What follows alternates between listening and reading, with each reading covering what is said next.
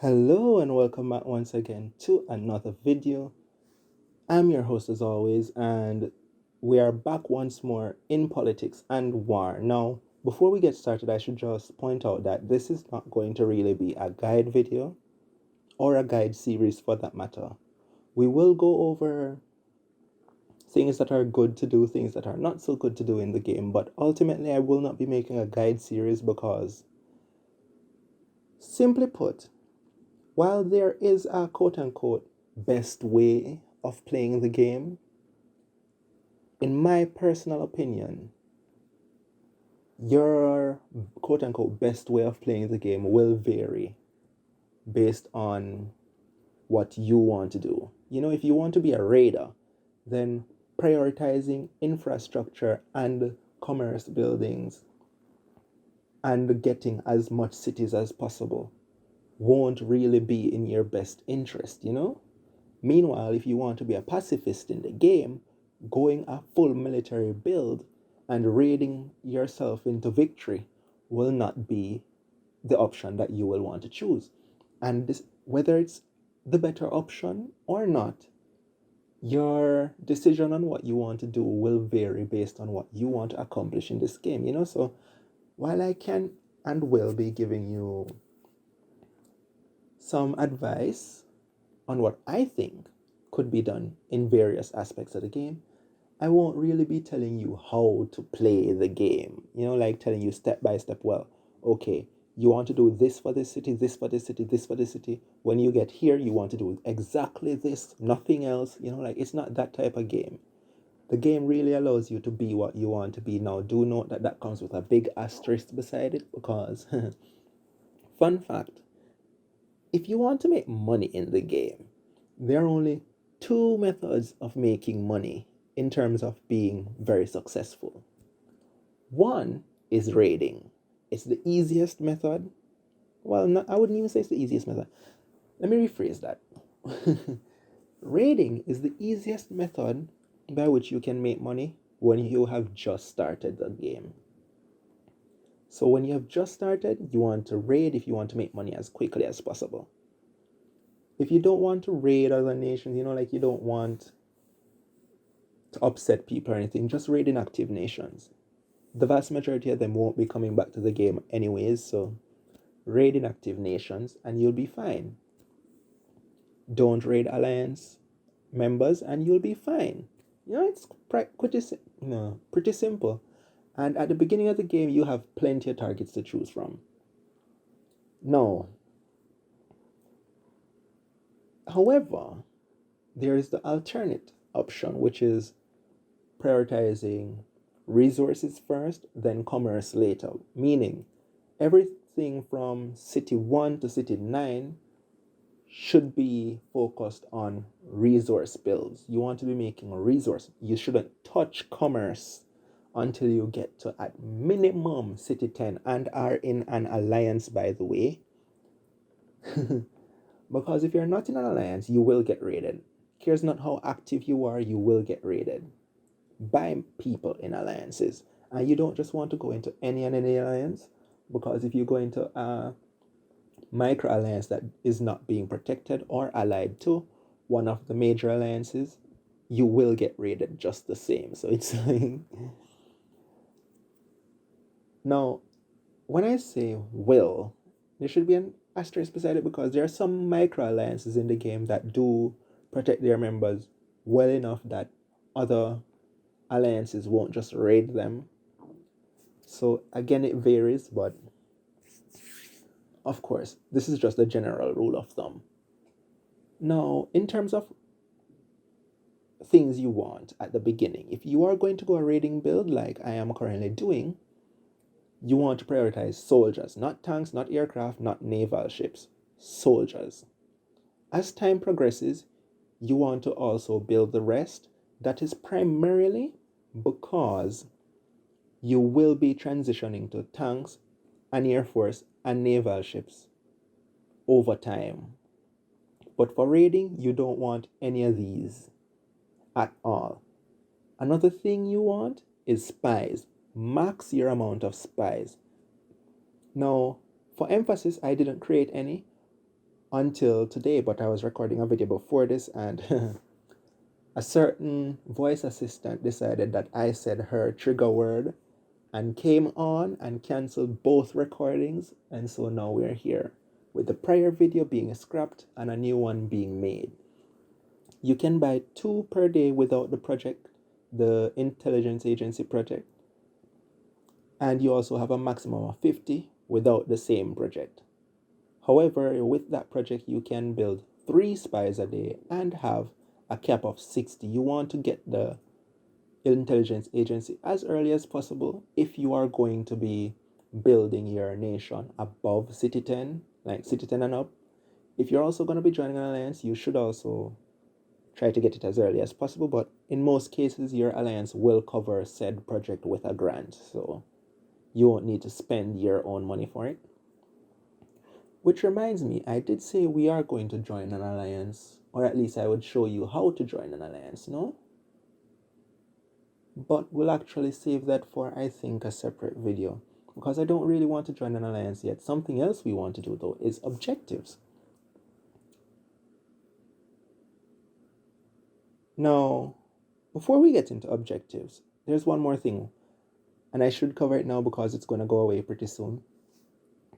We have 3 wars here, and it was actually the perfect opportunity to show you what each war was like and what you should and shouldn't do during wars, raiding particularly. But this will be a perfect example of why you shouldn't raid and go inactive. This will be a perfect example of why you shouldn't declare a war on someone you can't defeat. And this will be a perfect example of what happens when you declare war on someone you can defeat. Now, starting with this nation. I'll do that later. Starting with this nation. You have an enemy with no military. As you can see here, they didn't have military in the past. Before I attacked them, they don't have any now. What does that mean? It means that even with just 200 troops, I could attack them and win. Now, of course, I have a lot more than that, as you'll see here. We have currently 14,942. Now, another thing before we continue. The game runs off, at least the war system runs off military action points. You have a cap of 12, and essentially it takes 1 turn in game to regenerate 1 military action point. What that converts to in real life time? 2 hours. So for every 2 hours in real life, that is 1 turn in game, i.e. 1 military action point. Because you have a cap of 12, you never want to just sit at 12 like we have been doing with this war.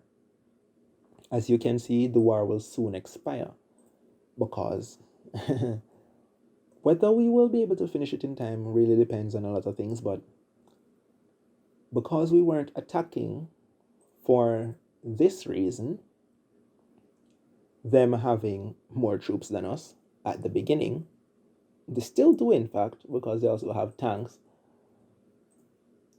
we couldn't attack them, right? Now that is a perfect example of not wanting to attack someone with more military than you. Now sure, with this particular person you might want to say, oh, but you could just build a ship, 1 dockyard and just build 3 ships and you could win. That is true, but dockyards cost money which most new nations at the very start of the game won't have access to after building their cities and the infra for said cities. However, it should be noted that you can defeat this nation. In fact, I can defeat this nation if I felt so inclined by just buying more soldiers, which we could do now, as you can see. A day has passed, I can buy a certain amount of soldiers per day. We still haven't maximized our production rate simply because our population is insufficient. That is primarily due to the fact that we have a relatively low infrastructure level compared to our barrack amount. Let's use that word, amount. In other words, if I was to keep building more infrastructure per city, our capacity would increase, our pop capacity would increase until the point that it essentially matches our production rate.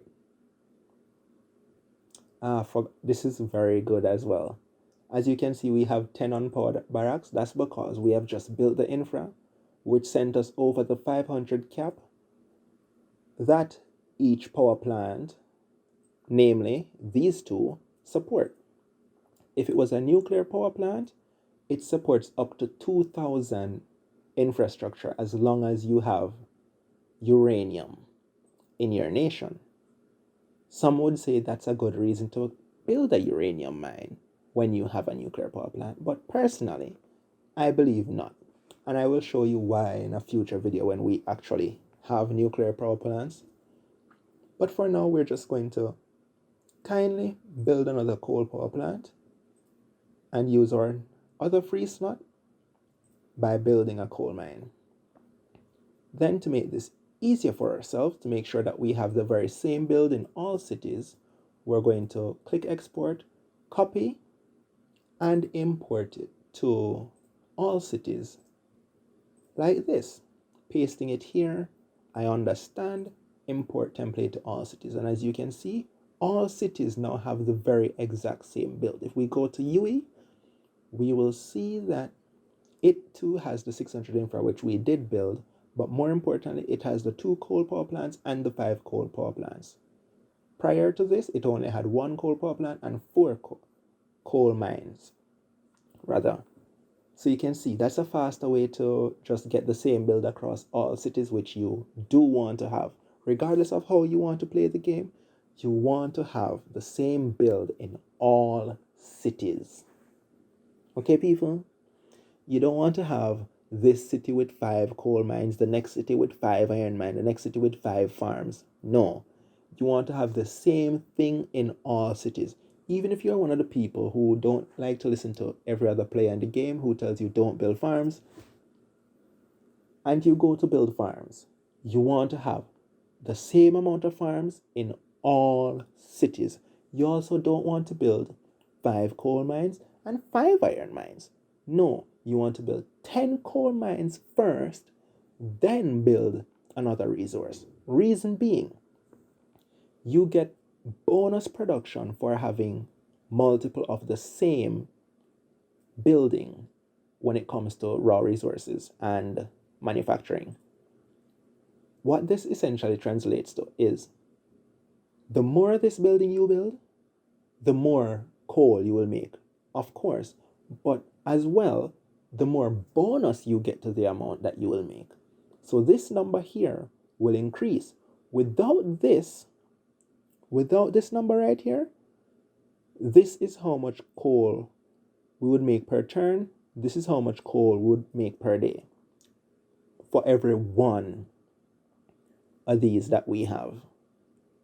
However, with this bonus, we actually make more than this per turn and more than this per day per coal mine, which is why you want to have the maximum. As you can see here, we can have up to 10 coal mines per city. You want to have the maximum of this per city. If it's oil you have here, oil wells, you want to have the maximum amount of oil wells per city before you move on to build iron mine. The same goes if you prioritize iron mine instead. You want to have the maximum of this first before you move on to coal mine, or before you move on to uranium, or before you move on to bauxite or farms. Farms now are a bit more complicated because you can have a maximum of 20 farms per city. Now, fun fact, farms scale off of land. If you have less than 2,000 land, you should not be touching farms. And really, I should be saying if you have less than 3,000 land, but let's be real. If you build all 20 farms, you don't really need the 3,000 land to make farms viable now, do you?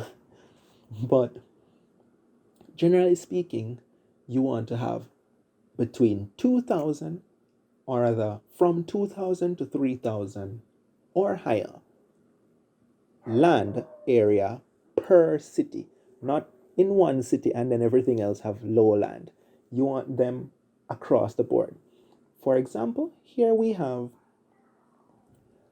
infrastructure or at 600, but all cities have the same land area. What this means is that if we were to build farms, every single farm, whether it's in Sakura City, Inazuma, or Yui, would all be essentially producing the same amount of food. So if the one in Sakura City was producing 10 food per day, the one in Inazuma would be producing the same 10, the one in Yui would producing the same 10. That way you have a completely, here's the word I'm looking for. I don't want to say stable because it would be stable regardless, but balanced economy. I don't know. Equal economy, I don't know what word I'm trying to find here. Can hear the dogs out there in the background. Reasons why I don't like dogs, but yeah. Dogs have rights here apparently. So back in my country, it's slightly different. Dogs don't really have no rights. But here, I'd assume dogs have rights. I'm not in America, so it's not quite like that, where dogs have more right than human beings, but yeah, they still have rights here to some extent. They're people's pets. Now, back to this though. Get off of the dog conversation. So yes, you want to build the maximum at all times. Same goes for this. As you can see, it also has bonus to it as well. I don't have any of them right now. So that's that. You also don't want to be making no oil whatsoever, yet focusing on oil, steel, aluminum, and munitions at the same time. Like, I would recommend, if you have oil wells here, make oil. If you have coal and iron, make steel. If you have lead here, make munitions. And if you have bauxite in any of these, I don't remember where. Actually, lead might actually go here and bauxite go here. Yeah, that might be. If you have lead anywhere here, make munitions. And if you have bauxite anywhere here, make aluminum. Reason being, you can be a fully self-sufficient economy with such, meaning you wouldn't have to go to the market to buy the gasoline for the oil refineries. I mean the oil for the oil refinery. Forget. These are what make gasoline. Sorry about that. You don't have to go and buy the coal or the iron or both for your steel mill. You don't have to buy the lead for your munitions, because you make it already. So if you're going to make steel, for example, you would prioritize getting both of these up. You want to have 10 coal mines, 10 iron mines, and then 5 steel mills to make it fully beneficial to you. The most you can possibly make. You want to have that in all cities. If it's gasoline you want to make, which is this resource, by the way, this is steel. You can tell what they are by hovering over it if you're on PC. If you're on mobile, let's see if I can do that here. Which one of these is it again? Yes. If you're on mobile, this is for an iPhone X apparently. You can just click resources and you can see your resources labeled here. This is for browser. Not sure how the app works. Don't have the app. Never used it before. But yes, you can click off. You can also find your nation by just clicking nation at the top. You can also open your menu the same way. You can find objectives, trade, everything, for mobile as well. If you want the rules and such, they are at the bottom of the page, just like on PC. You can find all the rules there. You don't have to scroll back. As you saw, you don't have to scroll back to the top to get access to these. You can access them at any time. You have it there. Back to your nation. You want your notifications. You don't need to go to menu, then notifications. You can just click notifications from here, and you have access to your notifications. Now, do note that scrolling here will have you scroll in recent activity. If you want to go down to system activity, you have to click here or here to not scroll this. As you can see, we just keep scrolling there until we hit the bottom of the amount, then we keep scrolling down. So that's something to note. Now to return to our PC view, what were we going to do? Objectives. Now back to oh wait, no. We're still talking about wars. Quick note, ground battles take up 3 military action points and so on. This number that you see here in the bracket is telling you how much military action points you will require to perform this specific type of military action. Espionage and offer peace do not consume military action points. Offer peace will also be accept peace if the person you're attacking or the person attacking you sends you peace as opposed to you sending them peace. And by the way, regardless of who offered peace, if either party performs another military action, offensive military action, mind you, it will cancel the peace offer. Namely, anything between ground battles and nuclear attacks. If you perform a ground battle, it will cancel. Airstrike, cancel. Naval, cancel. Missile launch, cancel. Nuclear attack, cancel. Fortify, I don't believe will cancel it. Neither will espionage. And of course, rejecting the peace offer. I don't think there's an option to reject it. Rejecting it would just be the equivalent to attacking on, right? Or you could just let the war run out. As you can see here, the wars do expire. They don't just last forever. Meaning if you don't defeat your enemy or your enemy doesn't defeat you, the war will expire on its own. You can see expired wars here, or wars that have been completed, whether you lost or won or agreed on peace. They'll all appear here. For the last 30 days, I believe. Yes, for the past 30 days, as you can see there. Now, what happens when you win a war? We're going to do that here with a ground battle. Our enemy doesn't have anything at all, so we do not want to be using munitions. Though at the beginning of the game, as shown prior, I hope it was in this video. If not, we can do it again, just to make sure. You do not need munitions to win. Like, even if he had 5,000 troops, we wouldn't need the munitions to win because we have that much more soldiers than him. And I'm going to show you that in another example. But here we'll perform a ground battle just to finish him off. Ground battles take 10 resistance if you gain an immense victory, meaning all it would take is one more ground battle to win. We perform a ground battle, click it once, don't click it twice, let it load, and you can see we have defeated our enemy and looted some money along with resources that they have. Now, this will scale based off how much money they have, right? How much resource they have, and such. It will also add as well if they are in an alliance, you raiding the alliance bank. Now, if the alliance bank has billions in it, you will get a lot of money, but most major alliances tend to have their money saved or stored in an offshore alliance, meaning you attacking a member of their alliance will not give you, most of the time, anything. That being said, you can get lucky and occasionally hit some big scores, but do note that if you do so, you want to get rid of that money as quickly as possible because they will raid you to get it back.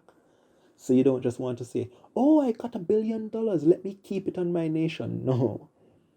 The best thing you can do with $1 billion is store it in an offshore account yourself, or store it in your alliance bank who will send it to their offshore account, or buy land if you want to do that route. Don't buy infra because infra can be destroyed. Or, better yet, better than everything else, buy credits. Now, the reason why you want to buy credits is because you can keep credits on your nation. Credits, unlike every other thing here, cannot be raided. No one can take your credits from you. Meaning, if you, for example, were to, let's say, coup an alliance for whatever reason, and you bought credits, put your credits here, you have nothing to fear. You can buy, by the way, a ton of things with credits. You can get money with credits, resources with credits, reset all sort of things. Change your nation name, nation location, reset your city timer, reset your project timer, give VIP to all the members in your alliance, with, of course, an asterisk. They need to have that much seniority. In other words, be in your alliance for that much time. You can give your own self a VIP subscription. You can do so many things. Now, this is the least effective way of getting these two should only ever be used if you need to, right? Because you can get more cash by selling the credit on the trade, on the market. Not a lot more than it most of the time, but you can get more cash. And you can also get more resources by selling it for the amount of cash you can on the trade market, or even just here and buying the resources yourself. Like, let me not say that. You can, because you're not really, you would think you get a lot of resources, but it's really small, like 150,000 food, for example. Let's head to trade and see what 150,000 food would be sold for right now. 150,000. Yeah, I guess. Now, definitely don't choose that option over just selling it for 20,000 and buying 20 million and buying your food yourself, because as you can see, 150,000 food, if you sell it on the market, won't give you the equivalent of just selling the credit on the market, or even just doing it through the donate screen. You can make right now, if you were to make a lower offer than this person, let's say about anything between 21 and 22 million. You could also alternatively just go to this screen where you can sell it instantly rather than wait on someone to buy it, in which case you could get 21 million for it. Now, if that's what you're going to do, never go for any option lower than 20 million. Because this option, for example, you might say, oh, but it's not that much lower than 20 million. But you are now losing money if you go with this option, because as you remember, if we go back to donate, you can get 20 million just by choosing this option instead, which is also an instantaneous option, by the way, because you're essentially returning the credit to the game in exchange for 20 million. How you get credits? You can buy them off the market or purchase them here, whether through the subscription or through the 1 to 30 credit singular purchase here. Note that this gives you 10 monthly credits but charges you monthly. So it also gives you, of course, VIP and $1 million each month for free. It says for free, but, well, I guess if you consider the fact that 10, well, this is cheaper than buying the credits here, that's for sure. And it gives you VIP and $1 million free as well. So, it's like, this is by far the best option in terms of value, because VIP, to get a similar amount of VIP, you would need to spend 1 credit, as you can see here. But then it gives you 60 days of VIP. So, it's like, every 2 months you would spend essentially one credit versus you not having to spend a single credit when you do it this way. So it kind of depends on whether you want that or not. Ah, we unlocked an achievement. Our very first, maybe, achievement. No, actually, our first achievement was probably leaving an alliance. Yeah, when we left an alliance, we got called a quitter. I know, Inception, then Doctor Evil. I forgot those were there too. You can always check your achievements, by the way, by just going to edit, then achievement showcase. You can see your achievements here. You can choose to display them on your nation, which you can find here. So this is our nation right now. If we were to choose, for example, to display bandit just by itself, save changes, reload this page. Now you see achievement showcase bandit. These will be updated as you play the game. I don't remember if there's a way to see all achievements. By the way, you can only show 3 at once, or at a maximum of 3 at once. You can show, as we just showcased, 1 at once. You can show 2 at once. Let's show, let's do third instead of second. See what it does. As you can see, we can show 2, even if you don't do them in order. And let's go second here. And if we reload, all 3, you can see they do them in the order that you have told them to be showcased here. So if you made this one first and this one third, they would swap places, as we can showcase by just doing that. Now remember, bandit is currently at first in the first position and raid at third. We just swap them. Now they should swap by reloading our page once it has loaded. It didn't reload. Oh wait, we didn't save. Save and reload. You can see they swapped. If you didn't save it like I just didn't, it won't swap, of course. Now, we have spent quite a long time going around a lot of other things, even though I said this wouldn't be a guide video, but now we're into the let's play. 30 minutes, well, 32-ish minutes in. Now, for this sake, we'll just not be spending a lot of time in this, so this was just essentially another introduction video then. And it's the first part of the series, Update nation policies, we're just going to click that here. We can also find it on the nation right here if you want. I'm not going to change any of this, though you can go through this. Do note, though, that it's just a role-playing thing. Whatever you choose here will not affect your game in any way, shape, or form, other than your nation just showcasing, oh, I am a libertarian, or I'm just a moderate society, or I'm an authoritarian, I'm a far right, extreme right society, I'm a far left, extreme left society, I'm a moderate, that's all it will be doing for role play purposes. Economic scale does not change how much money you make. You can be a far left, far right, extreme right, it does not matter.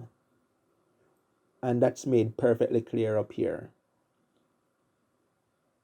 Only have role play effects on your nation. Keyword here, only.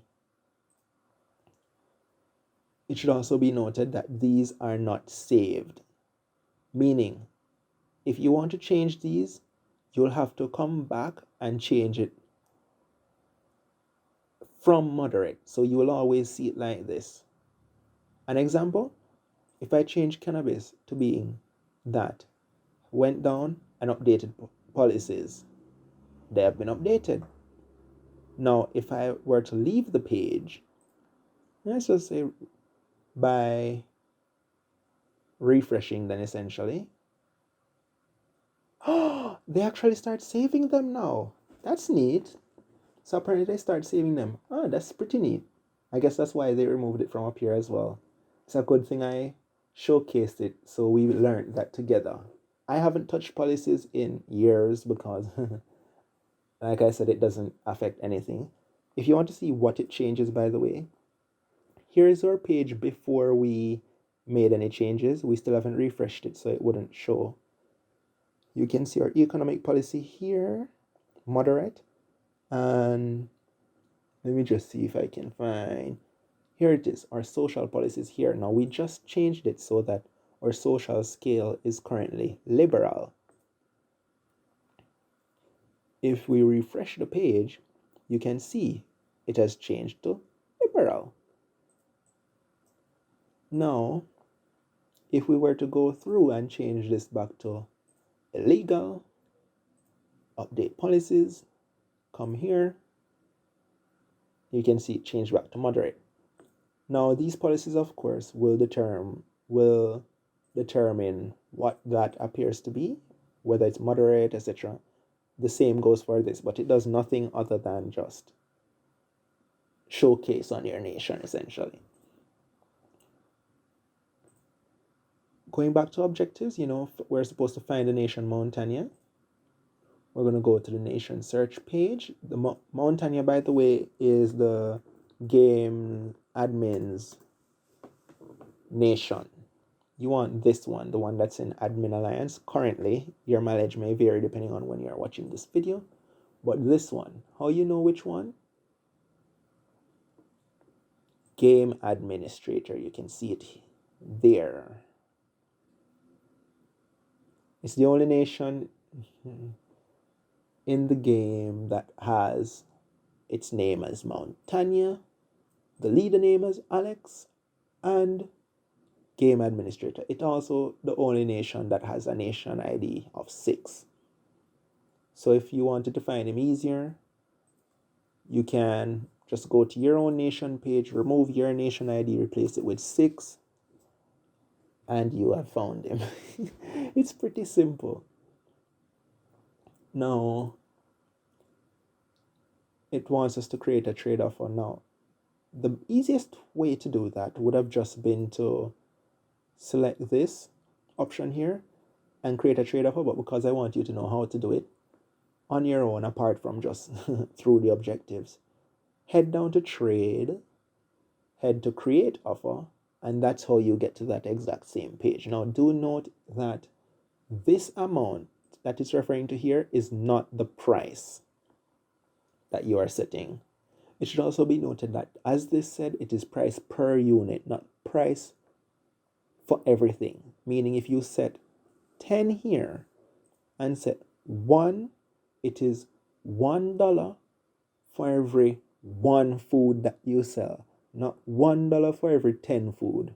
$1 for every 1 food. Regardless of how much of the resource that you put here. So if we were to put whatever that amount is, it would be for every one of this amount of food that we sell, we would make $1. Right? Hopefully I explained that well enough. Now it wants us to make, didn't I clear you? Now it wants us to make an offer. What do we want to sell? We want to sell oil because we will never use it. At least I won't be using it. We want to sell 3 because we only have 3.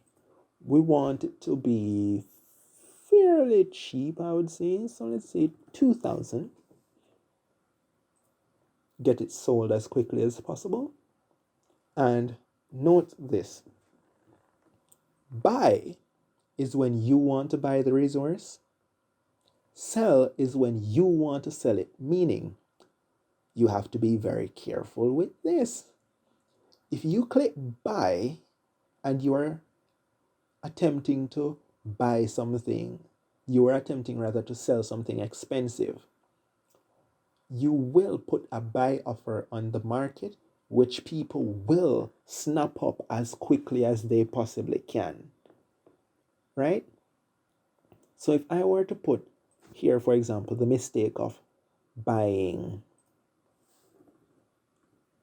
30,000 oil at a rate of 12,000 per oil, it would cost me $360 million. Now, the good thing about this is that I can't post this offer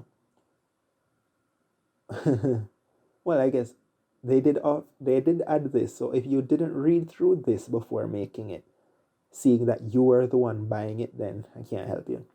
But I don't believe I can post this offer because I don't have the money. Yes, as you can see. It's also because I'm a new nation, but I was just wanted to show you that you don't have enough money to post it. Meaning, if you don't have enough money, you can't post such, right? If you're also a new nation, you can't buy things, like it said, for more than 50 or less than 50 than the current market pricing, average market pricing. Well, not average, current market pricing. Because, or rather, maybe it's average, Yeah, average between what is being sold for and what it's being bought for. Yeah, that might make sense actually.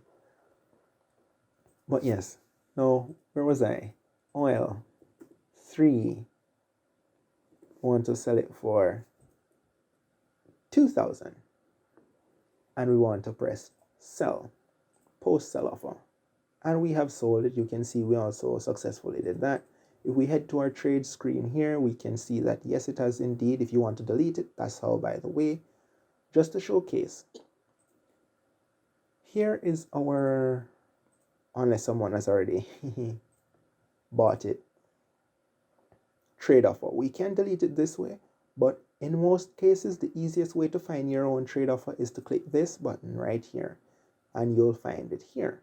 Press delete. If you made a mistake, hopefully, if you made a mistake, you managed to get here before it has gone through. However, like I said, in most cases, when you're trying to oversell something, you won't have the equivalent amount of money on your nation. If you do and you get, or that it backfires, let's use that word. I'm sorry, but I did warn you. If you don't, however, the game will just tell you that you do not have it, and it will spare you the pain of losing money. Now, some players in the game are kind enough to return it to you if you ask for it, but that's a thing that will vary from player to player. So do keep that in mind. Embargo a nation. Fastest way to do this, click on this button right here. However, and this is a big however, there are other ways to do it. Now, the next easiest way to do it would just be to go to the nation search page, which is this right here, and they want us to embargo Montana. Somebody has bought our oil, by the way, as you can see by the notification being here, and we have lost the 3 oil that we have. And then click on the target and click on embargo. Then type a reason here, right? Now you don't need to type a reason. You could just press go, and we have completed it. Now, because I don't want to embargo him, we're going to remove it. But you could just do that, or you could type a reason. Let's say tutorial, for example, or you could put objectives, or you could be whatever reason. Now, do not be mean, people, don't do not. But let's say we put tutorial, it just gives you that reason there, and it would showcase in their notifications that they have been embargoed by X for X reason, so that's what that is essentially. If we head to notifications, you can see they have bought our oil and we have received the money for said oil. If you're wondering how we have that much money, by the way, it's because we won the war. Remember? We raided someone. As you can see, it's no longer here. It's over here because we had a victory. If we lost, it would still be here. If we pieced it out, it will still be here. The next person we are going to attack is this guy. Who, or girl, or gal, or man, or woman, Right? We live in a strange world. They, them, whatever pronouns they want to use. As far as I am concerned, Ian, guy. No. Until proven otherwise, Now, again, here we have an example. If we are to use no munitions, even though our soldiers will be going into battle essentially without ammunition, and theirs will be going into battle with ammunition, or maybe they also don't have ammunition, it doesn't matter, because if we press ground battle, we will have an immense victory. Why? Because we have far more troops than they do, meaning even if our troops do not fight with ammunition in the game, we will still win. Again, numbers prevail. That is not exactly the case if the person has military. Like, it varies based on how much. So, for example, this person right here has tanks. They have less soldiers than us, but they do have tanks. You would not want to attack this person without those munitions. Why, you might ask? As you can see here, they have a max army value of 41,955, which is higher than our current army value, even though we have more troops. Why? Tanks are more valuable than troops. Now, if they do not have gasoline, if they do not have munitions, we can attack and win because then we would only really be fighting their soldiers. But you can't tell that from this screen, really. So you want to perform, this is where espionage comes in and those spies that we built. Now, because we're only using one, doing extremely covert is fairly cheap. If we were to do quick and dirty, you can see we have a lower than 50% chance. We don't want that. We don't want to waste one of these. How do I have one espionage operation left? Did I do one today? Did we do one in this video? No. Because the intelligence agent, that's another thing, by the way. Another reason why you want the intelligence agency, it allows you to perform another. Here you can see where is it? Here it is. Allows you to do 2 espionage operations per day instead of 1 for reasonably cheap. Reasonably cheap in comparison to the other thing projects. So that's this, by the way, espionage operations. So we want to do this outside spy range. He is outside my spy range, really? Are you sure? No, he's not. No, he's not. Oh, it must have just been trying to. I don't know what that was about, to be honest. You successfully gathered intelligence. Alex, if you're watching this video, can you explain in the comments what that was about just now? Like, was it trying to tell me that he's outside of my spy range, or was it just saying that that particular symbol means whether he's in my spy range or not? Because it said outside of my spy range, if I'm not mistaken. I can go back and watch the video. If not, then that's fine. But if it does, and that's what it's supposed to be, or they're supposed to mean, but then we were still able to perform the espionage, then it's like, he has a lot of money on him. That's profitable. But he also has a lot of gasoline and munitions. So we would not want to attack him in any other capacity other than full-on attack. Now we want to enlist as much soldiers as we possibly can. We might also want to prioritize right now, at least, getting our infrastructure up. We want to give ourselves the best chance that we can. We have a lot of money now. We can spend it. It's not unheard of for us to just splurge on ourselves, really. If you're wondering why I'm not building anything but barracks, coal mines, coal power plants, the coal power plants is because we make coal. We don't want to spend the $500,000 plus 100 steel that it would take to build a nuclear power plant because we don't need it right now. We don't want to spend anything on factory hangar or dry docks right now either because, we don't really need them right now. You could say, oh, but you need them for the war against the guy with tanks. But no, we don't really. It's nothing if we fail a one war, you know? That's the important thing about having low infra and low military. If you don't have factory hangar or dry docks, you're not losing any resource but money if you lose a war. Reason being, nothing here currently requires resources.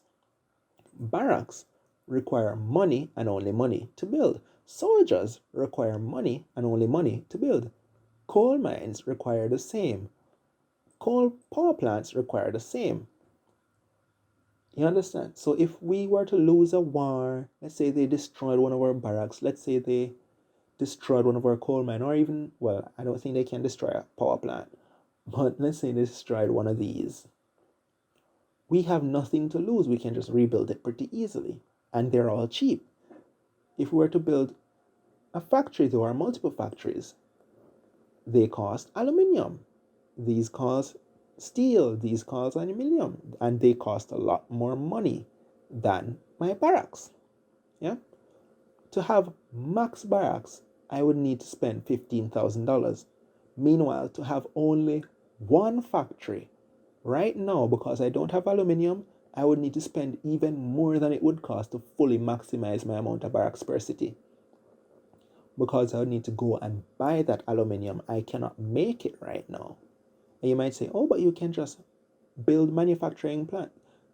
Well, it says aluminium refinery to be very specific.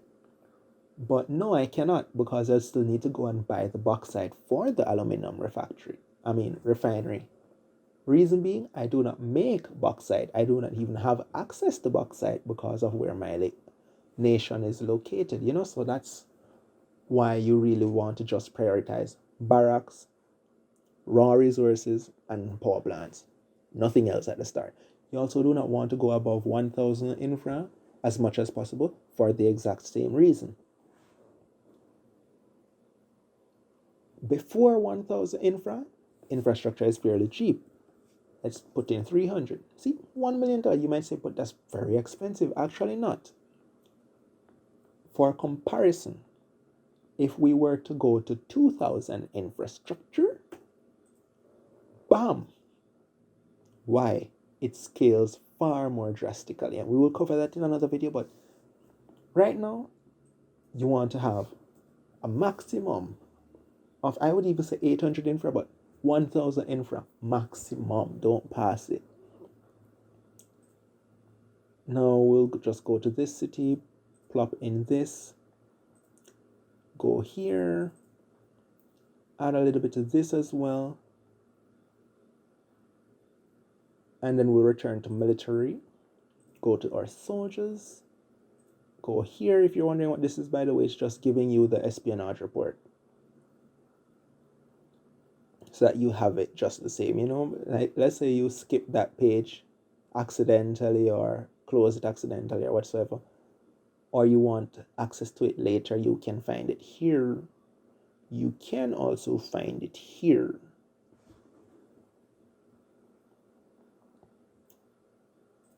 Going back to wars, can we win this war? Wrong thing. We don't have planes.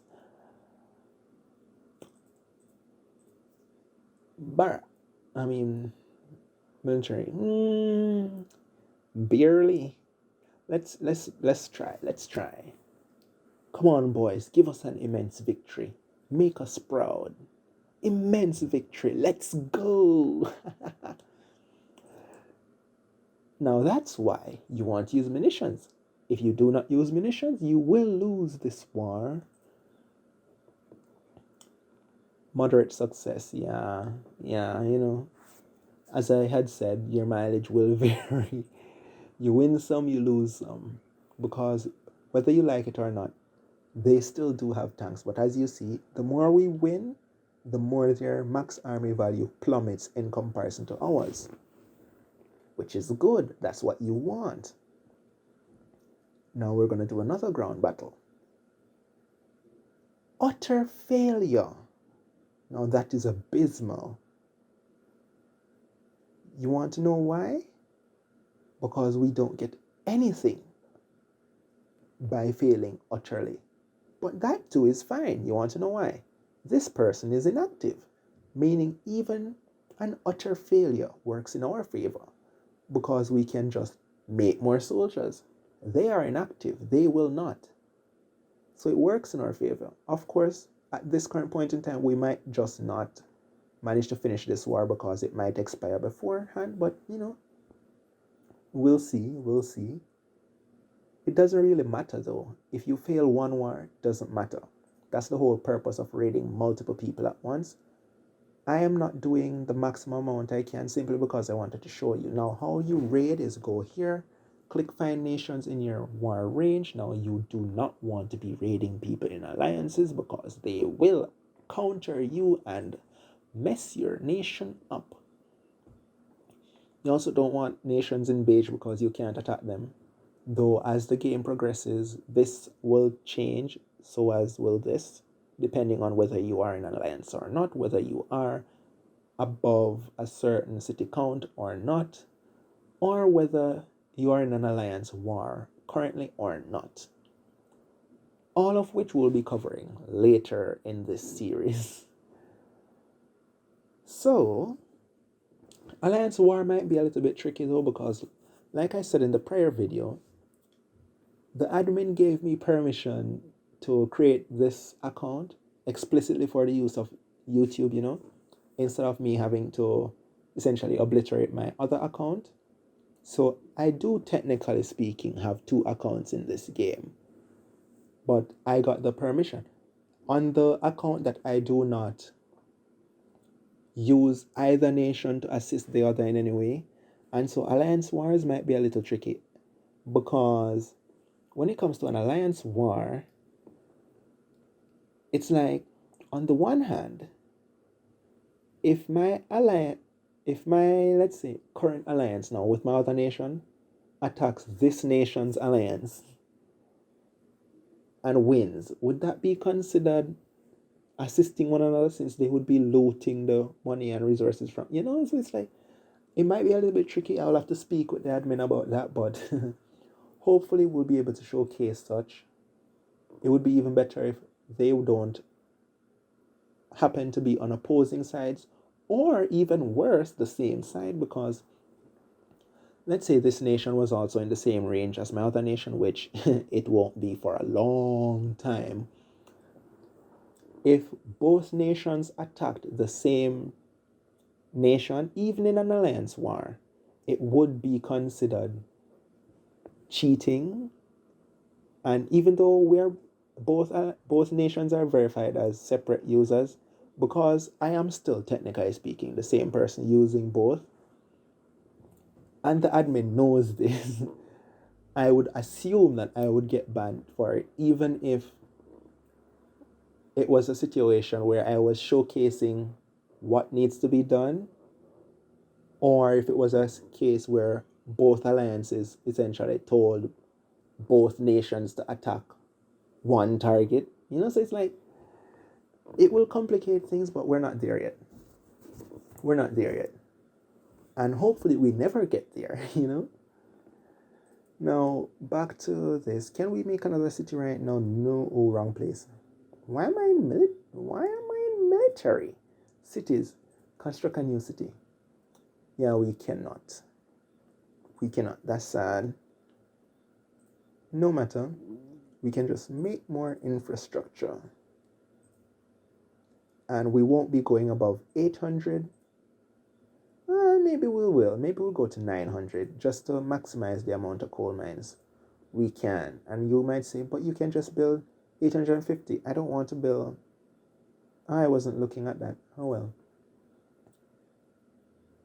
I don't want to build that amount because you might say this is a longer way of doing it, but I'm just getting myself in the habit of doing it so that when I have 10 cities, I don't go through all 10. Huh?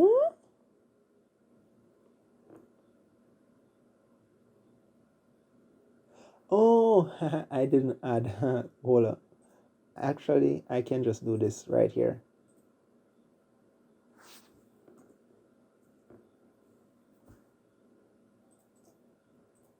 paste, and I can just change it right here to add 2 more to this. Was it 7, 8, 9?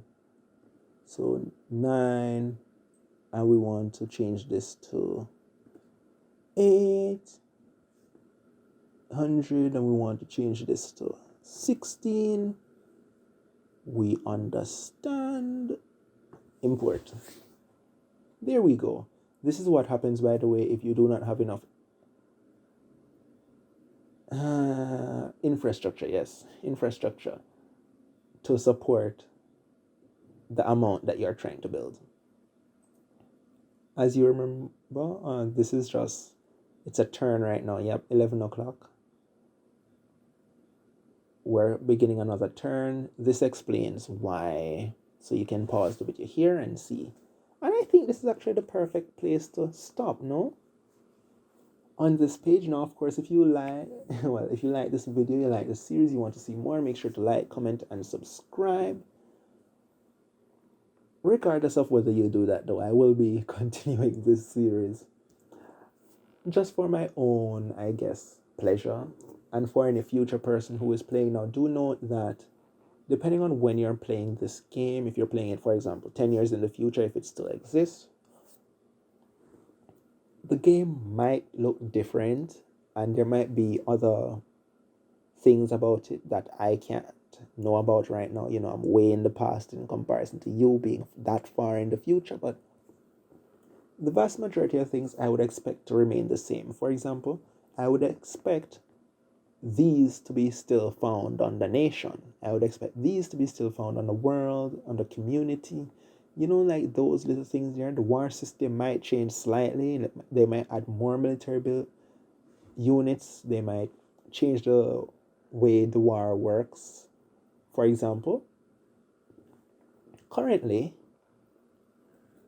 I believe tanks can kill aircraft if you already have ground control and you gain an immense victory.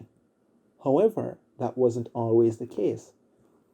There was a time when tanks could not kill aircraft, when nothing, in fact, but aircraft could kill aircraft, which made aircrafts extremely overpowered. Now, they are still overpowered, but they're less so, you know, like now that tanks can kill them, you have a way of defeating your enemy, even if they have more aircraft than you, as long as you have more ground than they do. Gives people a reason to build tanks. Now, that being said, I hope you enjoyed this video, and I will see you in the next one. If I missed anything, you're a, let's say, professional politics and war player. I am not.